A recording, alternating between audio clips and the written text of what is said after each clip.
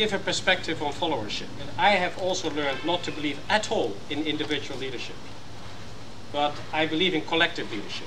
And the reason I believe in collective leadership, I can immediately say here, is that the challenges that we're facing and the problems that we're facing are obviously the challenges and phases that have not been resolved by the previous generation. In fact, have normally created by the previous generation. I have always learned that if you, in the right circumstances, put more than 2 or 3 or 4 or 5 people on an issue, that then the collective intelligence goes up. As simple as that, none of us is as smart as all of us. Having said that though, most of us work in companies, and I worked in companies, where you put more than 3 people, particularly men, in one room, and the collective intelligence goes down. So there's a challenge there.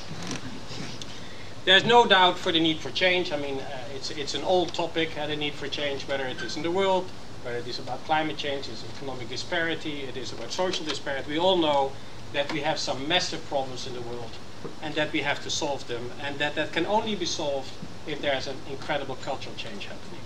We've got to start redefining growth, we've got to start redefining wealth, and come to a different consensus about what wealth and value is in life and what we should pursue, rather than have ourselves guided by economic value only. Culture is nothing else than passed on language, passed on habits, passed on script from one generation to the next generation. So the good news is that it's quite simple to change culture.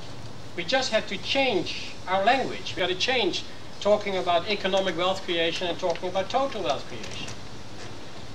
Of course, it's simple but not easy, because the system that we're living in, of course, will push us back, So I always, more jokingly says, we found a solution to this in Axel Nobel. All young people that come into our company, we put in a separate building for 15 years, and then in one go, we put them all into the company, and then the culture is changed, as we want to have it.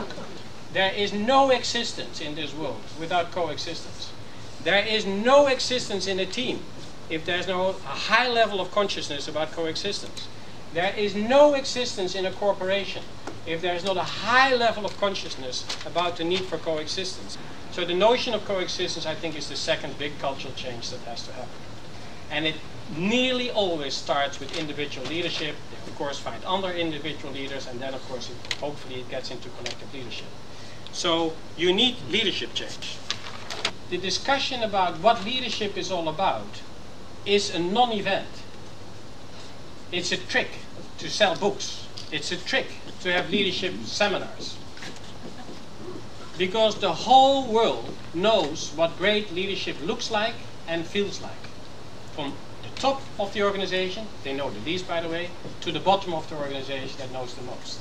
We have these tricks called livelining, and where we put people into a process of finding out where they are in their lives. What has formed them? What has informed them? What has transformed them? What has misformed them? Who am I? What script am I living? So the same you do with your organization, at the organizational level. And you say, where is this organization come from in the last 100 years or 50 years? What paradigms did we build? What scripts are we living? And I tell you, if you do that, it is much easier to talk about organizational change. Because to talk about organizational change, you say, my God, this is so wrong. I mean, can't you see it has to be different? Idiot, da da da da da. Sorry, the organization as a collective lives a certain script, lives a certain history that has formed them, that has informed them, that has transformed them. You can't ignore that. Like you can't ignore it with human beings, you can't equally not ignore this at the collective level. These processes, I think, what they do is they help the organization to understand who they are, what they're going to do in life. They help the individuals to say, who am I, what am I going to do, where am I in my development? And then the conversation, of course, gets into this period to say, okay, what is my challenge? What blocks me? What are my barriers? How do I move over my barriers? What is destructive? What is constructive? How do I build in, and that's where the biggest difficulty is, how do I build in a kind of continuous learning to move on and to move on and to move on? And to be fair, that is the biggest challenge that we all have. I